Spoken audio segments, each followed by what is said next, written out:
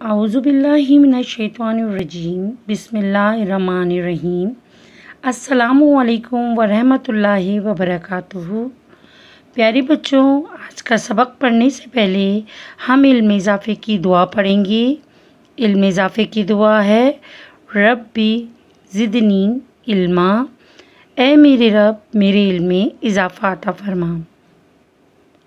آج جس سبق کی ہم پڑھائی کریں گے سبق نمبر 2، پیج نمبر 6۔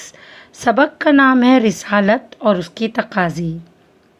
اس سبق کو پڑھانے کا مقصد یہ ہے کہ اس سبق کی تکمیل کے بعد انشاءاللہ تعالی آپ اس قابل ہو جائیں گے کہ رسالت کے مفہوم کو بتا سکیں گی اور عملی زندگی میں رسالت کے تقاضوں پر کیسے عمل پیرا ہونا ہے، اس سے آپ کو آگاہی ہوگی۔ پیارے بچوں، رسالت کا لفظ نکلا ہے رسول سے۔ رسول کا مطلب ہے پیغام پہنچانے والا۔ رسالت کے لغوی معنی بھی پیغام پہنچانا ہے، یعنی اللہ کا پیغام لوگوں تک پہنچانے والے کو رسول کہتے ہیں۔ رسالت کے لیے ایک اور لفظ استعمال کیا گیا ہے جس کا نام ہے نبوت۔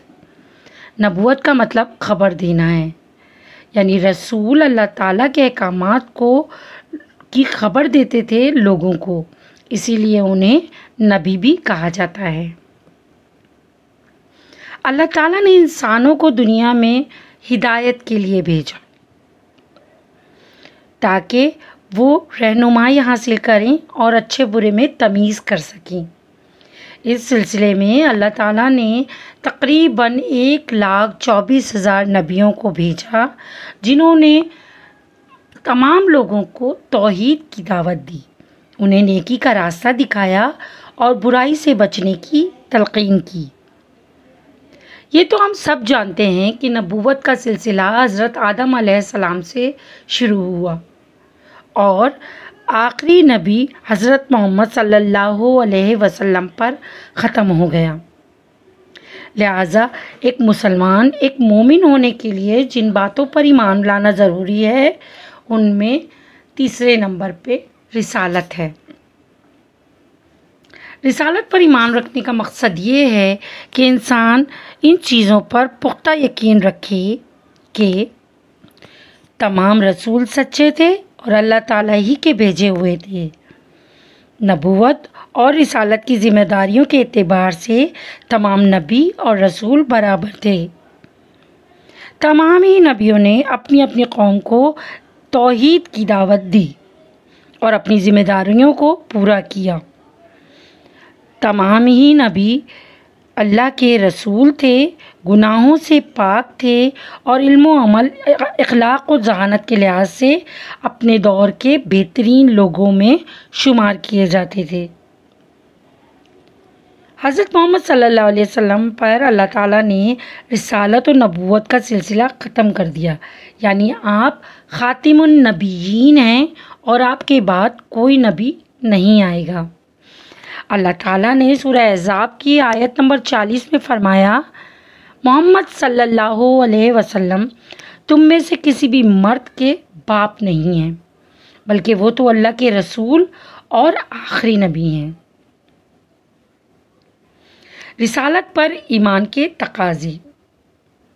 پیارے بچوں، ہمیں یہ فخر ہے کہ ہم پیارے نبی کے امتی ہیں، لہٰذا آپ کے امتی ہونے کے ناطے ہم سب پر یہ بات فرض ہے کہ ہم آپ کے خاتم النبیین ہونے پر ایمان لائیں، آپ کو آخری نبی مانیں اور اس بات پر سچے دل سے یقین رکھیں اور ایمان لائیں۔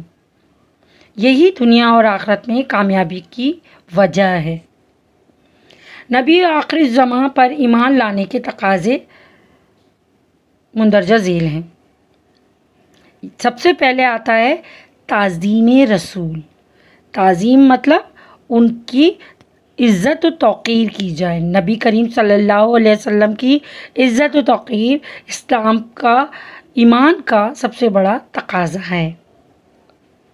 سورہ اعراف کی آیت نمبر 157 میں اللہ تعالیٰ نے فرمایا، جو لوگ اس نبی پر ایمان لائے، ان کی تعظیم کی، ان کی مدد کی اور اس نور کی پیروی کی جو وہ ساتھ لے کر آئے تھے، تو یہی لوگ کامیاب ہیں۔ یعنی نبی کریم صلی اللہ علیہ وسلم کی عزت و تعظیم کرنا دنیا و آخرت میں کامیابی کا باعث ہے۔ دوسرے نمبر پر آتا ہے حب رسول، یعنی نبی پاک صلی اللہ علیہ وسلم سے محبت۔ یہ ایمان لانے کا دوسرا تقاضا ہے۔ یعنی ہم اپنے ماں باپ، اپنی ذات، اپنے رشتہ دار، اپنے تمام لوگوں سے بڑھ کر نبی پاک پر سے محبت کریں اور ان کے احکامات کی پیروی کریں۔ رسول اللہ صلی اللہ علیہ وسلم نے فرمایا، تم میں سے کوئی شخص اس وقت تک مومن نہیں ہو سکتا جب تک وہ مجھ سے، اپنے والدین، اپنی اولاد اور اپنے تمام لوگوں سے زیادہ محبت نہ کرے۔ یعنی نبی کریم صلی اللہ علیہ وسلم کے ساتھ دنیا کی ہر چیز سے بڑھ کر محبت کرنا ایمان کی تکمیل کے لیے لازم ہے۔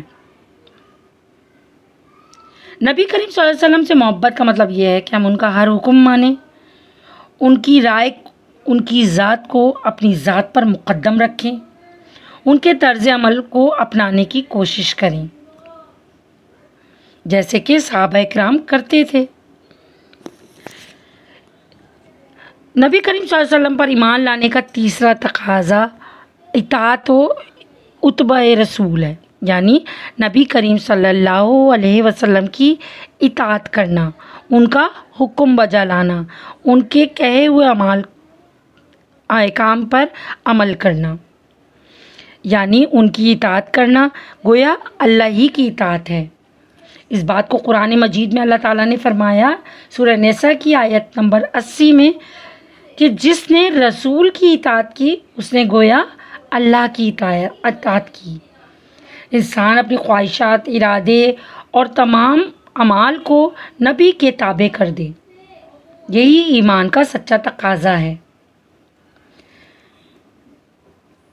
رسالت اور نبوت پر صحیح اور سچا ایمان رکھنے والے وہی لوگ ہیں جو رسالت کے پر ایمان کے تقاضے کو پورا کرتے ہیں۔